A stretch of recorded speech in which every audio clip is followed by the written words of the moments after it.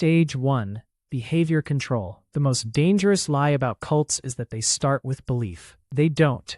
They start with obedience disguised as routine. One harmless habit at a time. No speeches, no threats, no belief required. Just instructions. Show up early, sit here, say this, come back tomorrow. Nothing dramatic, nothing illegal, just different. That difference is the point.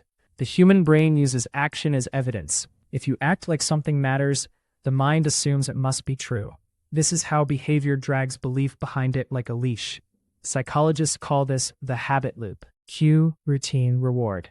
The cue is belonging. The routine is compliance. The reward is approval. Every time the person complies, the group responds with warmth, smiles, praise, attention. Dopamine fires.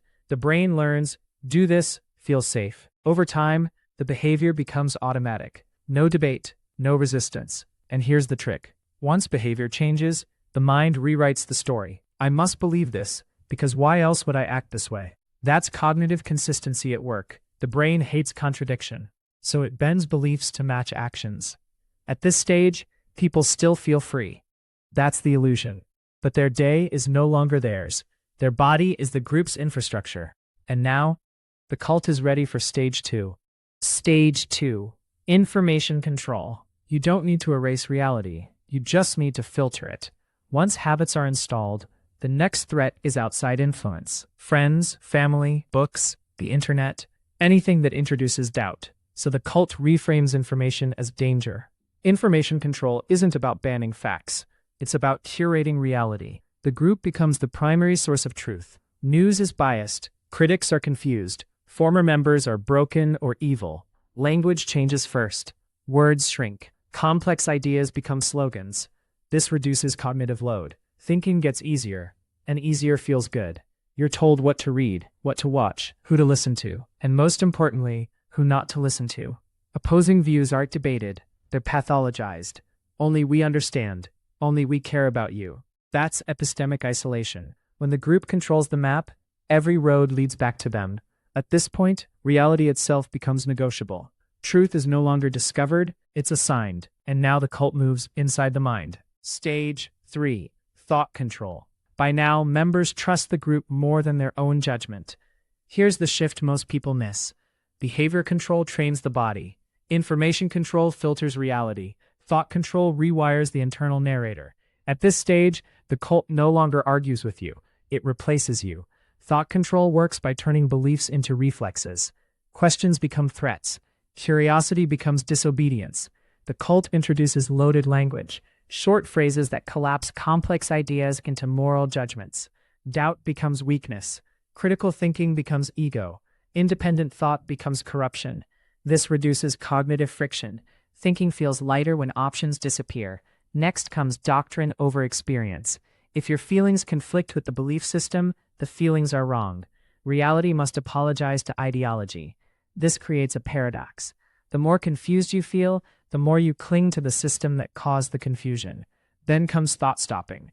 Anytime a forbidden idea surfaces, it's immediately drowned with a chant, prayer, slogan, or internal script. The goal isn't persuasion, it's interruption. Over time, the brain learns avoidance. Certain thoughts trigger anxiety before they even fully form. Now the most dangerous upgrade, self-surveillance. Members are taught to monitor their own minds. Not just actions, not just speech, but intent. You don't need external enforcement anymore. Guilt becomes automated. This creates doublethink, holding contradictions without noticing. If the leader changes doctrine, the mind retrofits logic afterward. Consistency is no longer required. Loyalty is. The internal compass is gone. Right and wrong are outsourced. This is the moment the cult wins real power.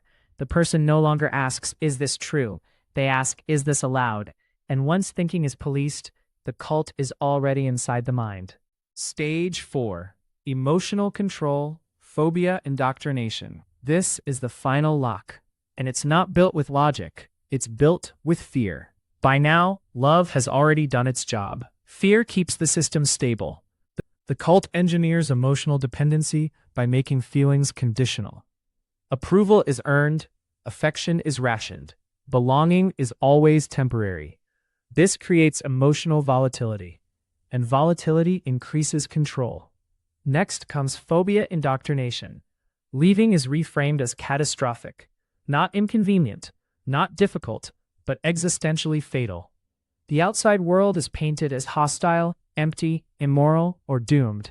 Former members aren't just wrong, they're cursed. Fear is paired with guilt. If you leave, you betray us. If you leave, you fail spiritually. If you leave, you destroy your future. This hijacks the nervous system. Anxiety spikes at the thought of independence. The cult also controls emotional language. Certain feelings are approved, others are forbidden. Anger toward outsiders is encouraged, sadness toward the group is punished. This creates emotional arbitrage. The group causes distress, then sells relief. Punishment and comfort come from the same source. That's trauma bonding. Over time, fear becomes internal. No threats are needed, the imagination does the work. Leaving no longer feels like escape, it feels like death. At this stage, control is complete. That's the real endgame of cult psychology. Not belief, not obedience, but a nervous system that panics at freedom.